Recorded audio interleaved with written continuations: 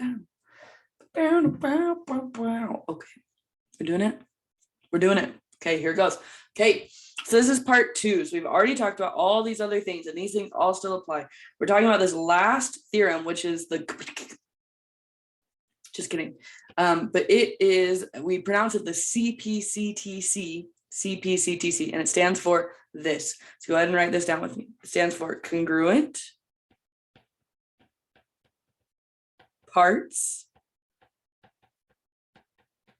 of congruent triangles. I'm not gonna make it. Are congruent. So take a second, pause the video. Congruent parts of congruent triangles are congruent, okay? And what that means, we've already talked about this because we had a whole page on that green packet where like they told us the triangles are congruent, and then it was like ML is congruent to what? And so they already told us they were congruent, and we were just matching up the sides or matching up the angles. That's all this is. So it's saying like, hey, once we know that these triangles are congruent, then I can get the matching sides and say they're congruent. I can get the matching angles and say they're congruent. So if I had, if I was in the middle of a proof, okay, first off, before you can use the Cpctc, because notice it says congruent triangles, that's important. So before you can use the Cpctc as one of the reasons, you have to have a statement that says that there are congruent triangles. If there aren't congruent triangles, then we don't have congruent parts of congruent triangles. So maybe we were doing this proof and I don't know, but somehow we got to this point where it says right there. And so I'd have like, oh, triangle ABC is congruent to triangle, I gotta line these up. ABC would be triangle DFE because of side, side, side, congruence theorem.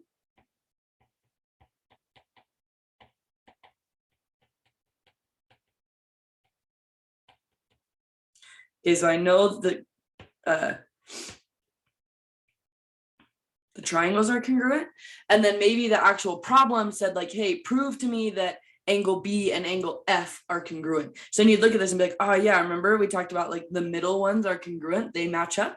So then I could say angle B is congruent to angle F because the reason is Cpctc. That would be the reason. So angle B and angle F are congruent because they are matching parts of two congruent triangles. We call it Cpctc. And then if that's what we were trying to prove, we would block it off there at the end.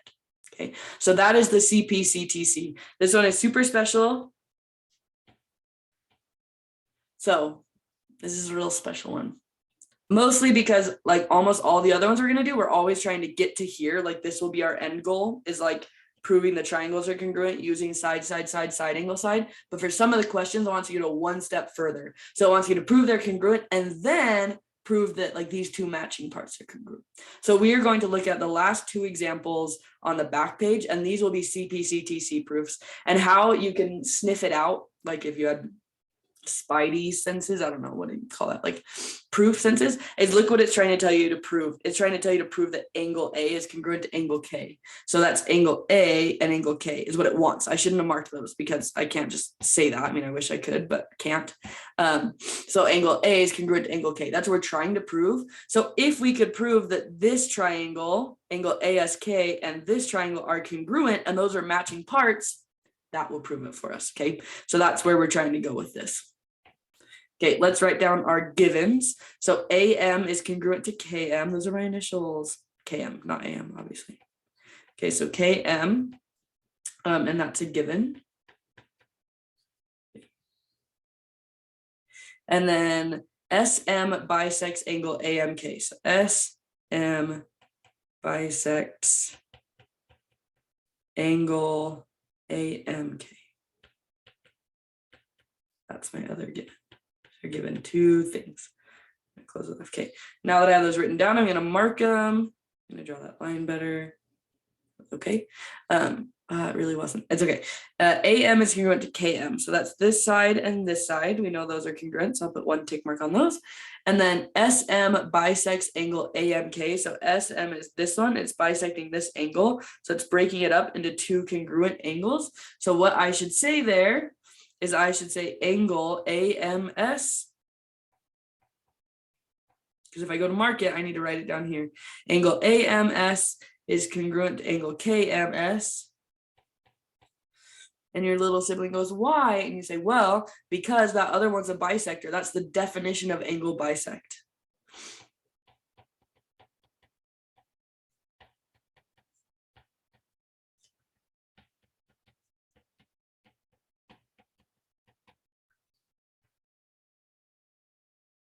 Nice.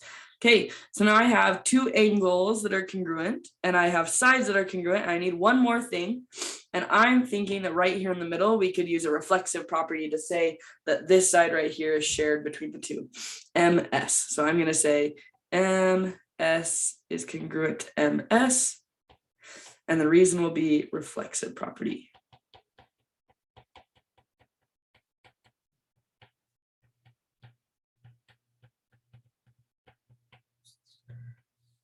Nice. Okay, so now that I have that marked on my little diagram, I see that I have side, angle, side. So we're ready to say that the triangles are congruent. But remember, that's not our end goal. Our end goal is to say that angle A is congruent to angle K. And we don't have a way to say that yet, okay? But we do have the tools. What we need to do is we need to say that triangles are congruent. Triangle AMS is congruent to triangle. So it's AMS, that would be KMS. And the reason would be side angle side congruence theorem.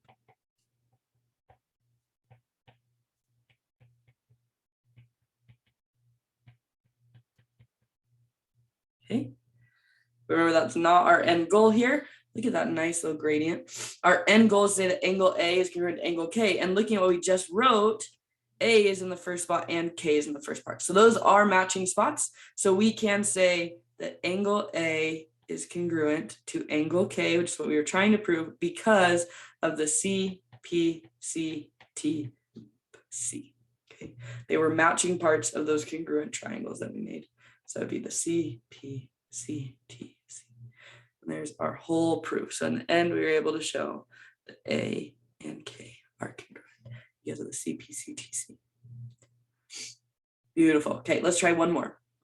So I'm going to write my givens out.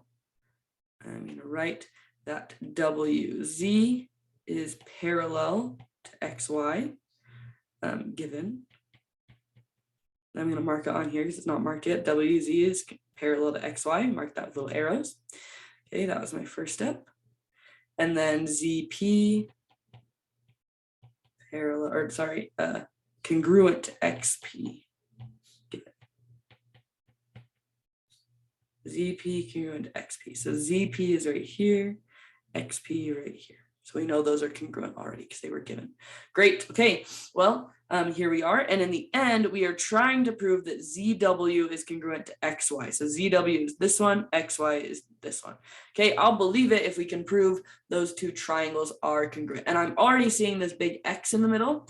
So I'm seeing this X. I think we can say that angle 1 and angle 2 right there. Angle 1. Congruent. Oh, what am I doing? Angle 1 is congruent to angle 2 because of vertical angles.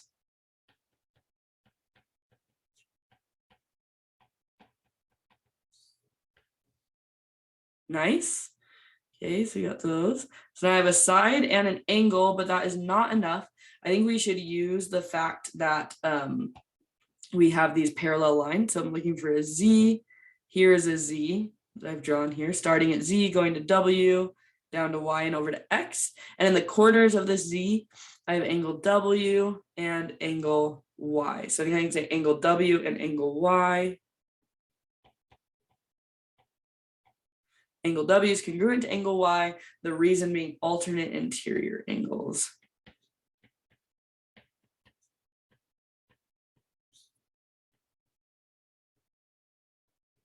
Great.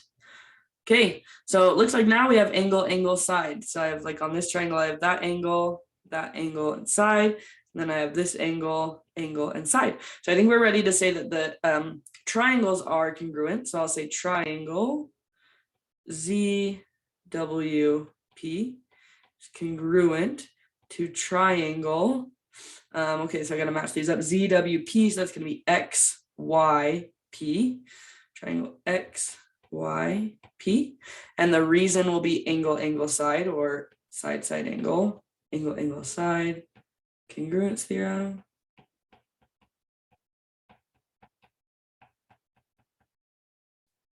Okay, but that was not our end goal again this time. Our end goal was to say that ZW is congruent to XY. So we should just make sure that those are matching parts.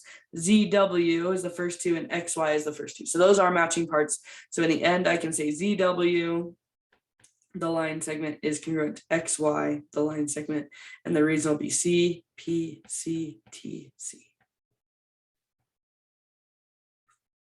Made it.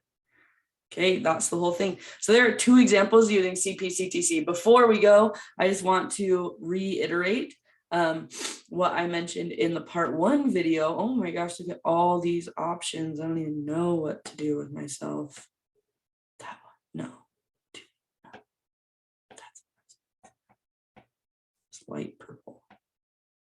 Yeah. Okay, that when I used angle, angle, side at this point, I need to make sure that there are at least 3 statements above that. I have angle here, I have an angle here, and I have a side here. Okay, so that was okay. I have enough to do angle, angle, side. Over here, when I used side, angle, side, here was a side, here was an angle, and oh, they gave me a side at the very beginning. For a second, I thought I forgot one of them. There's our side, angle, side. And over here, we had a side and an angle and an angle. So we had enough information there to actually use those. That's just one way to make sure that you are writing down everything you need to write down, because they all have to be written very explicitly. So you could not do these in any less steps than what I have written right here. Okay, with this information, you need to do the back page of the Prove It worksheet, okay? But listen very closely, you get to skip number 6 of the back page of the Prove It worksheet. If you look at the diagram, it doesn't make any sense, like it totally got messed up somewhere. So skip number 6 of the Prove It worksheet, but you need to do 1, 2, 3, 4, and 5.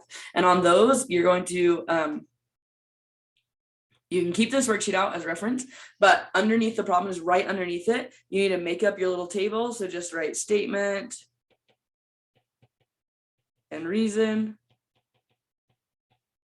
and make yourself a little table right there. Do statement and reason, and try to keep everything as neat as possible. And we will go over it when I come back on Monday. So if you finish this worksheet and the whole Cpctc side, the whole thing, then make sure you're done with your green packet, because we will be looking at those on Monday when we do our around the room activity, and I will see you then. So good luck.